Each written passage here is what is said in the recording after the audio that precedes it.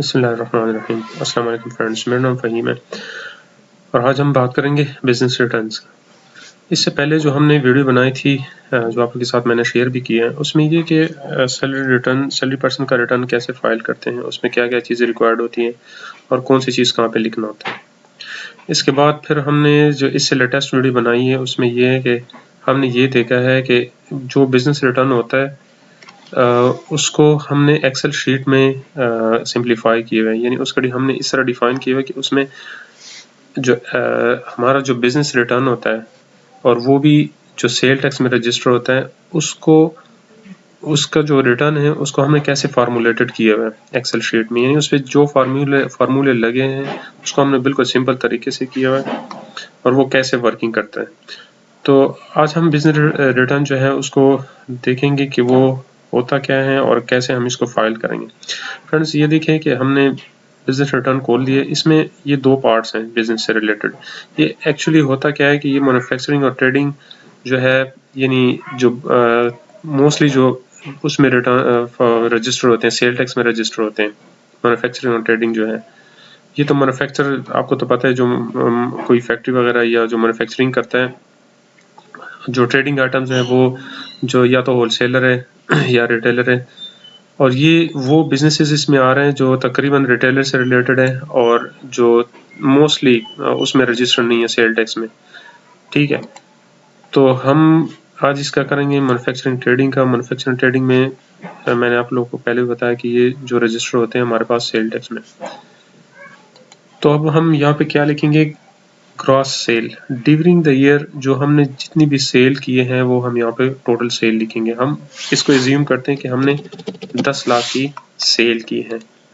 ठीक है, इसके बाद अब हम आते हैं ओपनिंग स्टॉक। ओपनिंग स्टॉक ये होता है कि जो पिछले साल का हमारे पास स्टॉक पड़ा होता है, जो क्लोजिंग होता है वो इस साल का जो है, यानी 2020 का जो है, वो हमारा जो क्लोजिंग स्टॉक बचा होता है वो हमारे पास ओपनिंग स्टॉक आएगा। लेकिन हम एज्यूम करते हैं कि ये जो रिटर्न हम कर रहे हैं ये बिल्कुल स्टार्ट से कर रहे हैं, यानी हम 2021 में रजिस्टर हुए हैं सेल टैक्स में और हमने इसी बिजनेस को स्टार्ट भी किया है।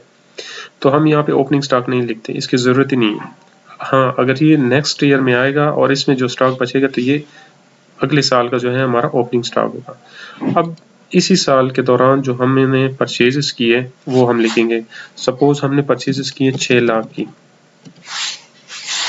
तो 6 लाख की जो हमने परचेजेस किए, तो ये अब हमारे पास क्या है कि जो टोटल इनकम है, यानी 10 लाख हमारी सेल है, उसमें से परचेजेस लेस हो गई है, तो हमारे पास 4 लाख जो हमारे पास इनकम है वो आ गई है। ठीक है, ये फॉर एग्जांपल अगर हम इसको 12 लाख कर दें तो ये माइनस में आएगा।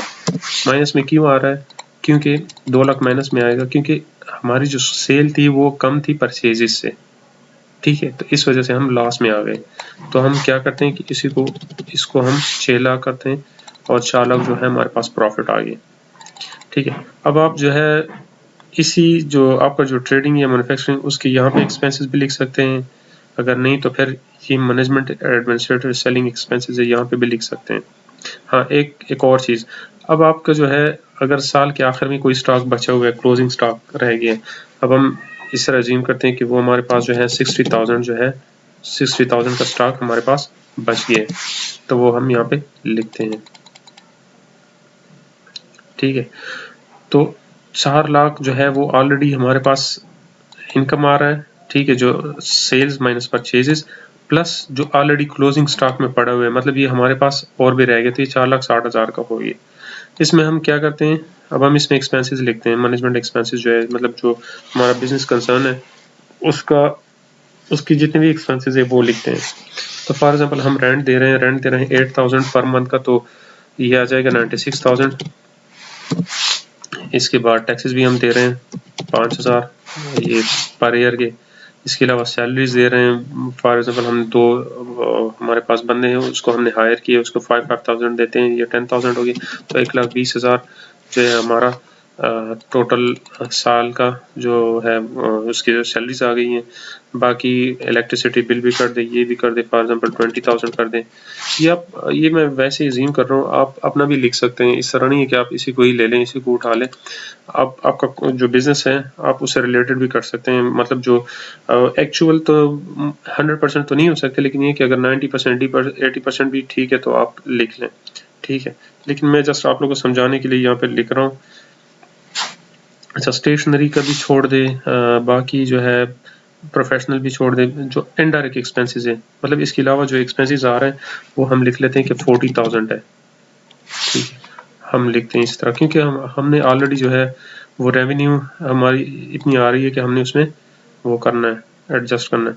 तो 4,60,000 का जो है हमारे पास ग्रॉस प्रॉफिट आ रहा है। ग्रॉस प्रॉफिट में से हम लेस करेंगे मैनेजमेंट एक्सपेंसेस को 2,81,000 को, तो ये आएगा हमारे पास जो टोटल इस मंथ का है वो 1,79,000, ये हमारे पास रेवेन्यू आ गया, ठीक है। इसमें से अब हम देखते हैं कि जो हमारा है वो है, इसमें हम टैक्स देखते हैं कि हमारा टैक्स कितना आ रहा है, ठीक है। तो हम कंप्यूटेशन में जाएंगे, देखेंगे तो 1,79,000 पे कोई टैक्स नहीं आ रहा है, क्योंकि बिजनेस जो है वो 4 लाख तक यानी 4 लाख तक एग्जेम्प्टेड है। 4 लाख के बाद जितना भी आएगा तो उसमें अपना परसेंटेज है। वो मैंने आप लोगों को सबसे पहली वीडियो जो है उसमें मैंने आप लोगों को बताया कि कितना जो है इनकम है उस पर कितना टैक्स है, और इससे आगे जितना बढ़ेगा उस पर कितना टैक्स आएगा। तो हम सपोज करते हैं, इसको हम लेके आते हैं कि आप लोगों को समझाने के लिए कि यहाँ पे हम फॉर एग्जांपल करते हैं कि ये हम 20 लाख करते हैं, यानी ये हमारा जब रेवेन्यू ज़्यादा आएगा तो उस पर टैक्स आएगा, और टैक्स को हम किस तरह कैलकुलेट करेंगे, इसको हम कम करेंगे, तो वो भी मैं आप लोगों को बताता हूँ। तो ये हमारे पास 14,60,000 आ रहा है। तो यहाँ पे हमारे पास जो उस पर मैनेजमेंट एक्सपेंसेस लेस करेंगे तो ये 67,900 रुपये उस पर टैक्स आ रहा है, ठीक है। 11,79,000 पे। तो ये हमारा टोटल इनकम है, नेट इनकम जिसे कहते हैं उस, और इस पर इतना टैक्स आ रहा है, तो हमने इतना टैक्स अदा करना है। तो हम क्या करेंगे, आएंगे एडजस्टेबल टैक्स में। अगर आपसे कोई टैक्स कटा है तो ठीक है, अदरवाइज नहीं कटा है तो फिर आपने टैक्स देना होगा। अब हम सपोज करते हैं कि हमने जो परचेजेस किए हैं उस पे हमने हमने जो सप्लाई पे हमने टैक्स दिए हुए, यानी पेमेंट फॉर गुड्स जो है, इसमें हम कोई किसी भी कैटेगरी में हमारा बिजनेस हो सकता है तो हम उसमें लिख सकते हैं। मोस्टली जो होता है 4.5 में होता है, तो हम यानी गुड्स एंड सर्विसेज जब हम देते हैं तो उस पर हमें टैक्स चार्ज हुआ है। हम फॉर एग्जांपल कहते हैं कि ड्यूरिंग द ईयर हमने ये जो परचेजेस की है उस पर गुड्स पे हमने कितनी पेमेंट की है, तो हम देखते हैं, हम लिखते हैं कि इस पर हमने फॉर एग्जांपल किया है कि 60,000 हमने टैक्स दिया है, यहाँ पे दिया है। इसके अलावा अच्छा, ये एडजस्टेबल जो है ये नॉर्मल टैक्स रिजीम में आएगा। जो जितने भी हमारे पास टैक्सेस ये नॉर्मल टैक्स रिजीम में आते हैं। ये फाइनल फिक्स मिनिमम जो है ये आपको पता है, टैक्स रिजीम्स जो होते हैं वो थोड़ा सा आप लोग वीडियोस देख के पढ़ लें तो उसमें आप लोग को समझ आए कि ये क्या होता है। जो फाइनल टैक्स रिजीम में ये होता है कि जो आपको जो फाइनल टैक्स होगा वही होगा, ठीक है। यानी अगर आपने ज़्यादा दिया हुआ है तो ठीक है, कोई मसला नहीं, अगर कम दिया तो आप देंगे, ये मिनिमम टैक्स रिजीम में आएगा। इस पर बड़ी डिटेल से वीडियो बनी है और उसमें पड़ी हुई है उसमें यूट्यूब में, तो आप वो देख लें। अच्छा, फॉर एग्जांपल हम देखते हैं कि यहाँ पे अच्छा एक और बात है, अगर सपोज हमारा जो टर्न ओवर है पूरे साल का, जो हमने सेल्स की है, जो हमारी रिसीट्स है वो 1 करोड़ से ज़्यादा हो जाएगी तो हम पे 0.25 जो है वो मिनिमम टैक्स आएगा। यानी अगर हमारा जो सेल्स है पूरे साल का वो 1 करोड़ से ज़्यादा होगा तो हम मिनिमम टैक्स रिजीम में फॉल करेंगे और हम क्या देंगे 0.25%, यानी 25% जो है हम उस पर टैक्स देंगे, ठीक है। वो भी मैं आप लोगों को बताता हूँ, ठीक है। तो वो यहाँ पे आएगा, क्योंकि हमारा जो है 20 लाख का है, उस पे भी मैं एक वीडियो बनाऊंगा वो आप लोगों को समझाने के लिए, ठीक है। तो ये जस्ट सिंपल सा कर रहे हैं, ठीक है। तो इसमें अगर हमारे पास कोई टैक्स है तो वो दे देंगे। हम कंप्यूटेशन में जाते हैं कि हमारा कितना टैक्स आ रहा है। हमारा 79,000 आ रहा है। क्यों आ रहा है? क्योंकि 67,900 जो है वो ऑलरेडी टैक्स हम दे रहे हैं, 60 जो है हमने ऑलरेडी पे किया है, तो 79 जो है 7,900 जो है वो हम टैक्स देंगे, ठीक है। अगर आपका कोई और टैक्स है या एडजस्टेबल टैक्स में आ रहा है या फाइनल में आ रहा है तो वो भी लिख ले। तो हम सपोज करते हैं कि हम जो है मोबाइल पे या किसी और चीज़ का टैक्स हमसे कटा हुआ है तो वो भी हम इसमें लिख लेते हैं। सपोज हमने कोई प्रॉपर्टी ली है, परचेज की है, तो उस पर हमने 7,900 दिए हुए, ठीक है। आपने देखना होगा कि कहाँ कहाँ पे हमसे टैक्स कटा है। सिर्फ ये नहीं कि आपसे आपने कोई प्रॉपर्टी ली है या आपने कोई परचेजिंग की है तो उस पर कटा है, आप जो है उसमें भी लिख सकते हैं। यानी फॉर एग्जाम्पल इंटरनेट बिल दिए हुए आपने या मोबाइल फ़ोन जो है उसमें आप नंबर भी लिख लेंगे और टैक्स भी लिख लेंगे, टेलीफोन का भी, इलेक्ट्रिसिटी का भी है। यानी जो चीज़ आपके नाम पे होगा और उससे आपसे जितना टैक्स कटा होगा, यानी गाड़ी के रजिस्ट्रेशन फ़ी है, सेल की है, ट्रांसफ़र की है, अगर आपने बैंक से पैसे निकाले हैं तो उस पर भी आपसे जो टैक्स कटा है वो भी लिख सकते हैं, ठीक है। तो ये भी आ सकता है, ठीक है। इसके बाद हम देखते हैं कि जो कंप्यूटेशन में हमारे पास कितना टैक्स आ रहा है। कंप्यूटेशन में देखते हैं हम, ये देखें हमारा जो है 67,900 है और ये हमने पे किया है 67,900, तो हम पे कोई टैक्स नहीं आ रहा है। अगर फॉर एग्जांपल हम क्या करते हैं तो वो हम रिफ़ंड करेंगे, क्योंकि हमने ना तो हमारा एडजस्टेबल भी ना ज़्यादा है और ना ही जो नॉर्मल टैक्स है वो सेम आ रहा है। यानी यहाँ पे जो है विदहोल्डिंग टैक्स जो हमसे कटा है वो भी, और जो हमें नॉर्मल टैक्स चार्ज हो रहा है वो भी सेम है। तो ना तो हमने कोई टैक्स पे करना होगा और ना ही रिफ़ंड कर सकते हैं इसको, ठीक है। हाँ, अगर ये होता कि अगर ये मिनिमम में आता तो मिनिमम में इसके कुछ कंडीशंस होते हैं जो हमने उसको फॉलो करने होते हैं। यानी मिनिमम में अगर होता जो हम पे मिनिमम टैक्स आ रहा है 5% जो हमारा टर्न हो रहा है इसके ऊपर, तो उसके हिसाब से उसका ये होता है कि अगर जो हमें टैक्स चार्ज हुआ है ऑलरेडी विद होल्ड हुआ है, अगर वो इस टैक्स से कम है तो हमें और देना होगा, यानी हमें एक्स्ट्रा टैक्स देना होगा। अगर वो इससे ज़्यादा है, जो हमारा विद होल्डिंग टैक्स है जो हमसे ऑलरेडी कटा हुआ है, तो अगर वो इससे ज़्यादा तो हमें वो रिफंड नहीं होगा, ठीक है। इसके बाद हम क्या करेंगे, आएंगे पर्सनल एक्सपेंसेस में। ये जो वेल्थ स्टेटमेंट है इसमें हम वो एक्सपेंसेस डालेंगे जो हमारे पर्सनल है। मतलब ये नहीं है कि हम बिज़नेस के हमने यहाँ पे मैनेजमेंट एडमिनिस्ट्रेटिव एक्सपेंसेस में डालने। तो यहाँ पे हम जो हमारे घर के अखराजात है वो डालेंगे, जिस तरह हमारे घर का रेंट है, टैक्सेस है, व्हीकल है या इलेक्ट्रिसिटी या वाटर है, गैस है, टेलीफोन है, मतलब जो भी एजुकेशनल इसमें आ रहे हैं। तो हम एज्यूम करते हैं कि हमारे जो टोटल एक्सपेंसेस है वो 5,50,000 है। हम इसको वैसे ही टोटल लिख लेते हैं। हाँ, अगर इसमें से कोई फैमिली मेम्बर जो है वो कंट्रीब्यूट कर रहा है, यानी वो भी हिस्सा डाल रहा है, तो आप वो भी लिख सकते हैं। सपोज हम 1,20,000 जो है वो हमारे फैमिली का कोई एक मेंबर हमारे साथ कंट्रीब्यूट कर रहा है, तो ये इससे लेस हो जाएगा। यानी 5,50,000 है, उसमें से 1,20,000 कम हो जाएगा, ये आ जाएगा 3,70,000, 3,30,000 सॉरी। तो ये इतना आ जाएगा, ठीक है। यानी इसमें से ये लेस करेंगे तो ये हमारा टोटल आ जाएगा। इसके बाद जो हमारा फॉर्म है, इसके बाद जो नेक्स्ट स्टेप है वो है पर्सनल एसेट्स लायबिलिटीज़। जो हमारे पर्सनल एसेट्स लायबिलिटीज़ है वो लिखेंगे। यानी अगर हमारा कोई एग्रीकल्चर लैंड है, प्रॉपर्टी है, तो वो हम इसमें ऐड कर देंगे। अगर कोई कमर्शियल है हमारा, हमने कोई प्लॉट वगैरह लिया तो वो ऐड कर देंगे। बिजनेस कैपिटल है तो वो भी लिख लें, मतलब जो आप बिजनेस कर रहे हैं उसमें जो आपने कैपिटल सरमाया डाला हुआ है तो वो भी लिख सकते हैं। एनिमल का या इक्विपमेंट्स का वो भी डाल सकते हैं। इसमें लिखेंगे बैंक अकाउंट है, या अगर आपने कोई एन्यूटी यानी कोई बॉन्ड्स वगैरह या पेंशन वगैरह है वो की हुई, तो वो इसको लिख लेंगे, ठीक है। इसके बाद अगर हमारा कोई कर्जा है किसी के ऊपर तो वो लिख लेंगे, यानी वो हमें रिसीवेबल है। इसके अलावा मोटर व्हीकल, अगर कोई गाड़ी है तो वो लिख लेंगे, यानी कोई गाड़ी हमारी उसका नंबर लिख लेंगे कि फॉर एग्जांपल LHR है और क्या नंबर है। सपोज हम इस तरह नंबर लिख लेते हैं लाहौर का, और ये मॉडल कौन सा है, यानी ये है, सपोज हम कहते हैं कि टोयोटा है और कौन सा मॉडल है 2004 लिख लें। हम ऐसे एज एज्यूम करते हैं इसको, तो इसकी प्राइस लिख लेते हैं कि ये है 7 लाख उसकी प्राइस, ठीक है।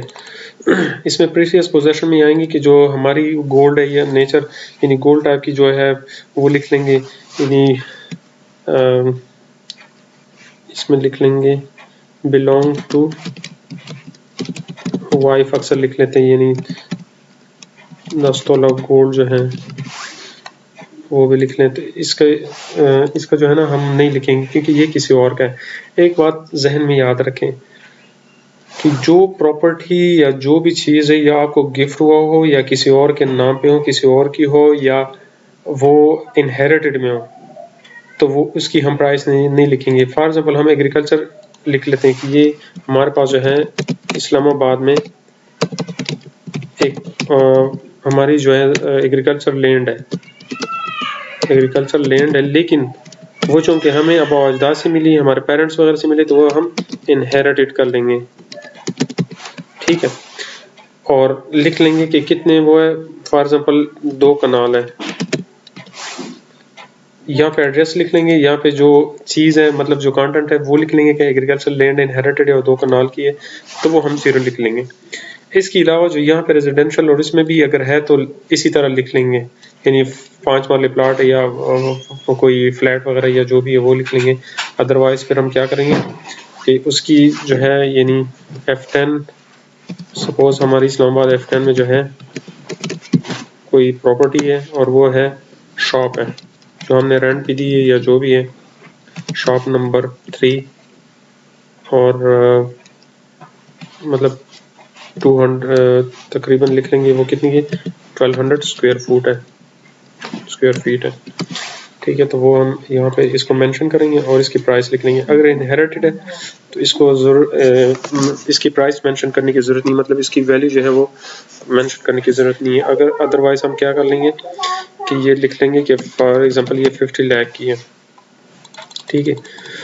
इसमें हम बैंक को ऐड कर लेंगे, यानी जो अकाउंट नंबर है, फॉर एग्जांपल इस तरह का कोई भी नंबर है, कौन सा बैंक है, ABL है, और ये कहाँ पे है,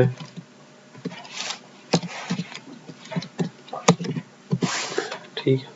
इसमें जो क्लोजिंग डेट पे कितना बैलेंस है वो लिख लेंगे, सपोज 1,20,000 है तो ये हम लिख लेंगे। इसके अलावा ये तो आप लोग को समझा दिया, अगर हमें किसी से रिसीवेबल होने यानी उसका CNIC लिख लेंगे जो भी है, और इसका नाम वगैरह लिख लेंगे, और जितने पैसे वो फिर आ जाएंगे।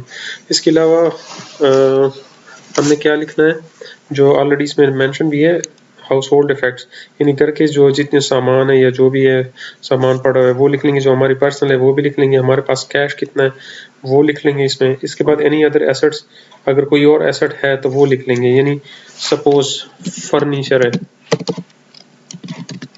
तो वो लिख लेंगे हमारे घर में जो फर्नीचर पड़ा हुआ है वो कितना है, 2 लाख का है या जो भी है वो लिख लें। इसके बाद एनी अदर एसेट्स, यानी कोई और एसेट है लेकिन वो किसी और नाम के और आपके यूज़ में है, यानी कोई ऐसी कार है जो आप यूज़ कर रहे हैं, ठीक है। और ये लिख लेंगे टोयोटा करोला, ठीक है। ये हम लिख लेंगे, उसकी प्राइस लिखेंगे। ये हमारे नाम पे तो नहीं है लेकिन हम इसको यूज़ कर रहे हैं, ये 4 लाख हमने सपोज किया, ठीक है। तो ये टोटल कितना है, 77,20,000 का टोटल एसेट्स है। अच्छा, इसके अलावा अगर आपकी आउटसाइड पाकिस्तान है तो वो लिख लें, किसी कंपनी में आउटसाइड है तो वो भी लिख लें, यानी आपने वहाँ पे कैपिटल वो किए, कोई शेयर्स वगैरह लिए वो भी लिख लें। अच्छा, ये जो लाइबिलिटीज़ में आ रहा है, लाइबिलिटीज़ में अगर किसी से आपने कर्जा लिया हुआ है तो उसका CNIC मेंशन कर दे, नाम मेंशन कर दे और उसकी टोटल वैल्यू लिख लें, तो ये आ जाएगा पास।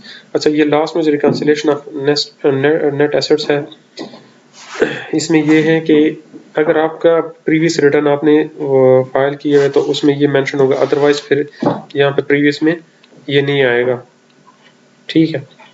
तो फॉर एग्जांपल प्रीवियस उसमें हमारे पास ऑलरेडी है, तो हम क्या करेंगे, चाहिए ये जो अमाउंट है, अच्छा इससे पहले हम क्या करेंगे, जो हमारा नेट अमाउंट है, इनकम है, ये हम यहाँ से कॉपी करेंगे और क्या करेंगे, इसको यहाँ पे पेस्ट करेंगे। यहाँ पे क्यों पेस्ट करेंगे ये मैं आपको समझाता हूँ। ये हमने यहाँ पे इसलिए लिखा कि income declared as per return for the year subject to normal tax, यानी हम पे जो इस साल का, यानी इस साल में जो हमने इनकम डिक्लेयर की हुई है, जो टोटल तो हमारी सेल ये है, परचेजेस ये हैं, और इसमें जो हमारी जो नेट प्रॉफिट आ रहा है, जो नेट इनकम है वो ये है, यानी इसमें से हमारी एडमिनिस्ट्रेशन एक्सपेंसेस माइनस हो गई है, मैनेजमेंट एक्सपेंसेस, ये सारा कुछ माइनस करके जो हमारे पास नेट प्रॉफिट बचता है वो हमारे पास यहाँ पे आएगा, तो वो यहाँ पे मेंशन करेंगे। अच्छा, इसके अलावा ये देखें, अगर हमारे पास कोई ऐसी प्रॉपर्टी या ऐसी कोई इनकम है जो एग्जेम्प्टेड है, फॉर एग्जांपल वो कैसे हो सकता है कि हम फॉरेन से हमें फॉरेन रेमिटेंसेस हुई है, या सपोज एग्रीकल्चर है, तो एग्रीकल्चर में पूरे साल का जो है हमारे पास 4 लाख का जो रेवेन्यू है वो आया है, तो यहाँ पे भी हम एग्जेम्प्टेड में शो करेंगे, अदरवाइज फिर इस पर टैक्स आएगा, वो उसमें क्लब होगा।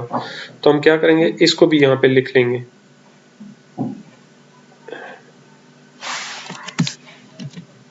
यहाँ पे भी 4 लाख लिख लेते हैं, तो हम इसको 4 लाख यहाँ पे लिख लेंगे, तो ये इसमें प्लस हो जाएगा, तो ये टोटल इनकम हमारी इनफ्लो जो है वो 15,79,000 आ जाएगा। ठीक है, यानी 11 लाख ये प्लस 4 लाख ये 15 लाख आ जाएगा। ठीक है, अब इसमें ये है कि ये प्लस में आ रहा है, ये माइनस में आना चाहिए। ये प्लस में क्यों आ रहा है कि हमारे जो एसेट्स है वो ज्यादा हो गए, जो ऑलरेडी पिछले साल के थे ना उससे इंक्रीज कर गए। ठीक है, लेकिन ये हमारे 77 आ रहे थे, ऑलरेडी 13 थे, तो हम इसमें से अगर थोड़ा वो लेस करेंगे, कम करेंगे, तो ये हमारी वो माइनस में आ जाएगा। फिर ये वैल्यू मांग रहे हैं, तो हम इसको 0 कर देंगे। ये वैसे आपको समझाने के लिए करना था, ये फिर भी ज़्यादा आ रहे हैं, इसको हम फिर कम कर लेंगे, क्योंकि ऑलरेडी उसने रिटर्न का वो उठाया हुआ है।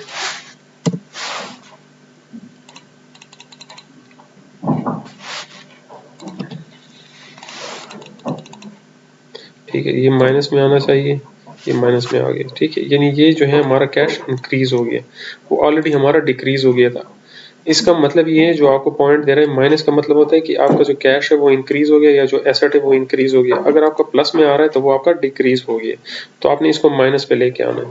ठीक है, तो आप क्या करेंगे, इसी अमाउंट को प्लस करेंगे कैश के साथ, यानी कैश आपका कितना आ रहा है, वो है 5 लाख, तो 5 लाख में प्लस कर दें ये 4,29,000, तो ये 9,29,000 आ जाएगा। तो ये हम इसको ये करेंगे तो ये 0 आ जाएगा। आपने करना क्या है, आपने रिकंसिलेशन जो है अनरिकंसाइल्ड अमाउंट है वो 0 करना है। जब तक आपका ये 0 नहीं होगा तब तक आपका रिटर्न में कोई मसला होगा। तो ये तो तकरीबन आपका हो गया रिटर्न कंप्लीट। इसमें कुछ और पॉइंट्स भी है। अच्छा, सवाल पैदा ये होता है कि अगर हमने यहाँ पे पर्सनल एसेट्स डालने हैं, पर्सनल ये देखिए, ये अकाउंट जो है आपका पर्सनल होना चाहिए, बिजनेस का नहीं होना चाहिए। सवाल तो ये भी पैदा होता है कि यहाँ पे जो हमने प्रॉपर्टी या जो बिजनेस कैपिटल या जो भी हमने डाला हुआ है, तो हमने उसका डाला है, पर्सनल का डाला हुआ है, तो फिर हम प्रॉपर्टी यानी जो हमारी बिजनेस प्रॉपर्टी है वो हम कहाँ पे डालेंगे, सवाल तो पैदा होता है लाजमी। तो ये अब हम जाएंगे बिजनेस एसेट्स इक्विटी लायबिलिटीज, यानी ये जो बिजनेस का पार्ट है हम इसी में जाएंगे। अब इसमें ये है कि हमने फॉर एग्जांपल क्या किया कि लैंड लिए हुए, लैंड है उसकी प्राइस है, उसकी जो वैल्यू है वो है 20 लाख। ठीक है, इसके अलावा बिल्डिंग जो हमने इस पे वो बनाया या जो भी है, ये 10 लाख इंक्लूड कर दे, इसमें जमा कर दे। प्लांट एंड मशीनरी है वो भी 2 लाख कर दें। इसके अलावा एडवांस प्री पेमेंट इसको छोड़ दें, स्टॉक्स या शेयर जो भी है। कैश इक्विवेलेंट को भी छोड़ दिए, मैं आपको समझा। एनी अदर एसेट अगर है तो ठीक है, या जो भी कैश हमने इसमें वो किया, कोई इन्वेस्टमेंट वगैरह की, या जो कैश उस टाइम था हमारे पास वो 4 लाख था, वो भी हमने इसमें लिख लिया। ठीक है, तो ये आगे हमारे पास जो एसेट्स है वो 36 लाख है। ठीक है, ये टोटल एसेट्स इधर आ रहे हैं।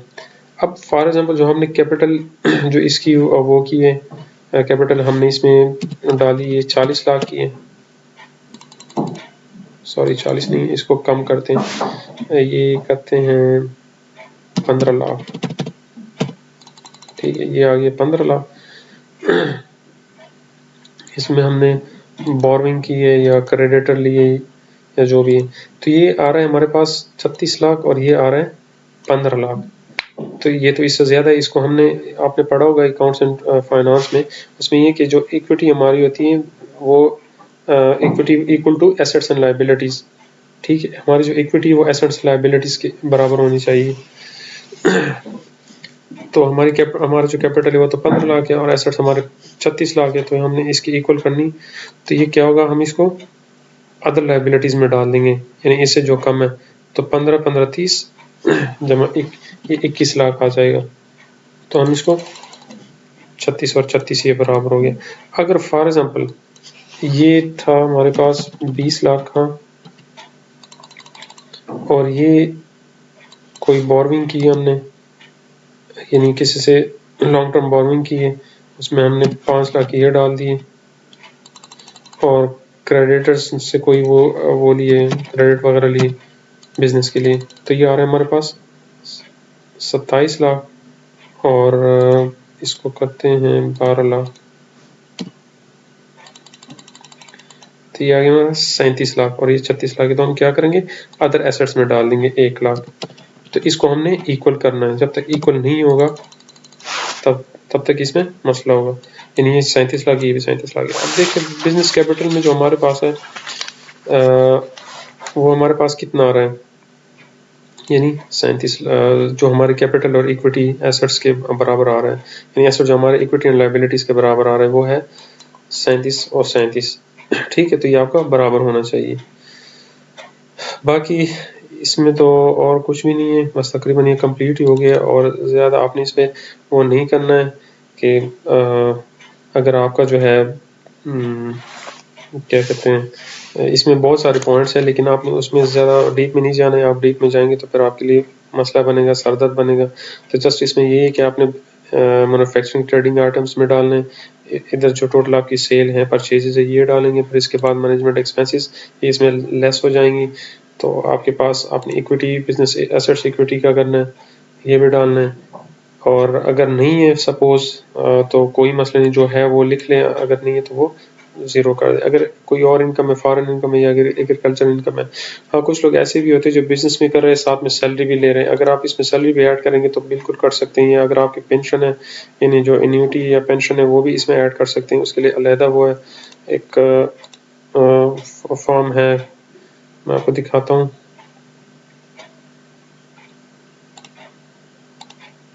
अदर सोर्स में इसमें रिसीव डिडक्शन है, अगर आप पेंशन ले रहे हैं तो यहाँ पे ऐड कर सकते हैं।